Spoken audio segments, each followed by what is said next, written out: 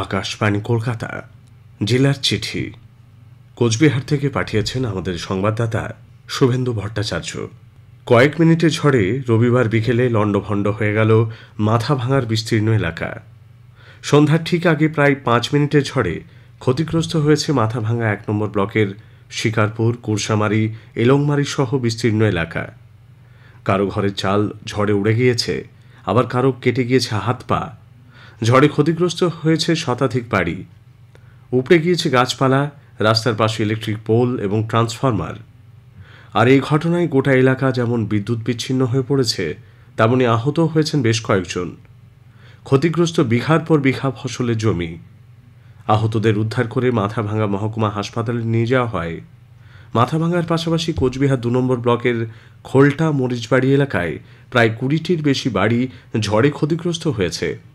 ক্ষতিগ্রস্তদের ত্রাণ ও পুনর্বাসনের ব্যবস্থা করেছে প্রশাসন। কোচবিহার জেলা যেমন আবহাওয়া পরিবর্তন হচ্ছে, তেমনই বাড়ছে রাজনৈতিক উত্তাপ। আগামী 19 এপ্রিল প্রথম পর্যায়ে এই কোচবিহার লোকসভা কেন্দ্রেই নির্বাচন। তাই রাজনৈতিক দল ও প্রশাসনিক স্তরে এখন তৎপরতা তুঙ্গে। জেলায় মোট বিধানসভা 9টি, এর মধ্যে 7টি বিধানসভা মাথাভাঙ্গা, শীতলকুচি, সিতাই, দিনহাটা, নাটাবাড়ি, কোচবিহার উত্তর ও কোচবিহার দক্ষিণ এই বিধানসভাগুলি কোচবিহার লোকসভা আসনের মধ্যে পড়ে। অন্যদিকে তুফানগঞ্জ বিধানসভা আসন পড়েছে আলিপুরদুয়ার লোকসভা কেন্দ্রে। তেমনি মেখলিগঞ্জ বিধানসভা আসনটি আবার জলপাইগুড়ি লোকসভা কেন্দ্রের অন্তর্গত। কোচবিহার লোকসভা কেন্দ্রে মোট ভোটার 22,17,903 জন। এর মধ্যে পুরুষ ভোটার 10,14,613 জন, মহিলা ভোটার 9,51,917 জন, তৃতীয় লিঙ্গের ভোটার রয়েছেন 33 জন। জেলা হিসেবে ধরলে মোট ভোটার সংখ্যা 24,49,383। নতুন ভোটার রয়েছেন 53,854 জন। এবছরের নির্বাচনে 12,000-এর বেশি ভোটকর্মী ভোটগ্রহণের কাজে যুক্ত থাকবেন। কোচবিহার লোকসভা কেন্দ্রে মোট ভোটগ্রহণ কেন্দ্রের সংখ্যা 2043টি। সর্বমোট 14 জন প্রার্থী প্রতিদ্বন্দ্বিতা করছেন। ভারতীয় জনতা পার্টির নিশীথ প্রামাণিক, তৃণমূল কংগ্রেসের প্রার্থী জগদীশ চন্দ্র বর্মা বাসুনিয়া, সারা ভারত ফরওয়ার্ড ব্লকের প্রার্থী নীতিশ চন্দ্র রায়, জাতীয় কংগ্রেস প্রার্থী পিয়া রায়চৌধুরী, বহুজন সমাজ পার্টির পূর্ণমোহন রায়, এসইউসিআই প্রার্থী দিলীপ চন্দ্র বর্মন, কামতাপুর প্রোগ্রেসিভ ইউনাইটেড প্রার্থী প্রদীপ কুমার রায়, এছাড়াও 7 জন নির্দল হিসেবে প্রতিদ্বন্দ্বিতা করছেন। এরা হলেন কমলেশ বর্মন, অমল দাস, কিশোর রায়, নবী বর্মন, সুবোধ বর্মন, বিধান দাস এবং হরেকৃষ্ণ সরকার। 2019 সালে কোচবিহার লোকসভা কেন্দ্রে মোট 11 জন প্রার্থী ভোটের ময়দানে ছিলেন। জয়ী হয়েছিলেন বিজেপি প্রার্থী নিশীথ প্রামাণিক।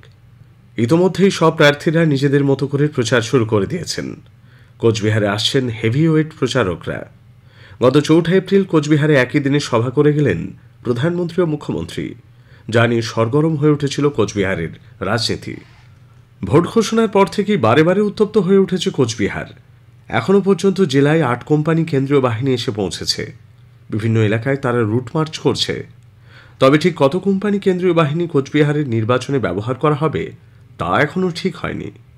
বিরোধীরা প্রতিটি বুথে কেন্দ্রীয় বাহিনীর নজরদারি দাবি করেছেন।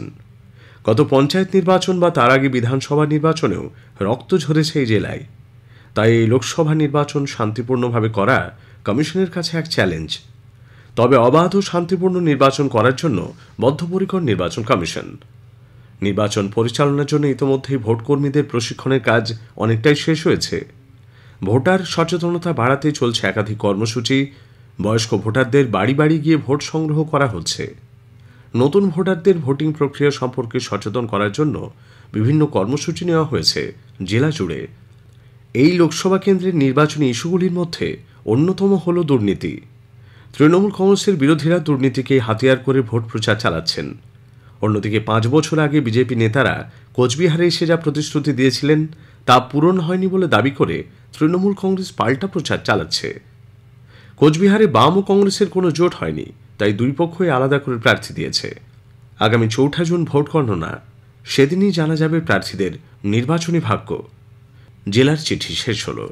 কোচবিহার থেকে পাঠিয়েছেন আমাদের সংবাদদাতা শুভেন্দু ভট্টাচার্য।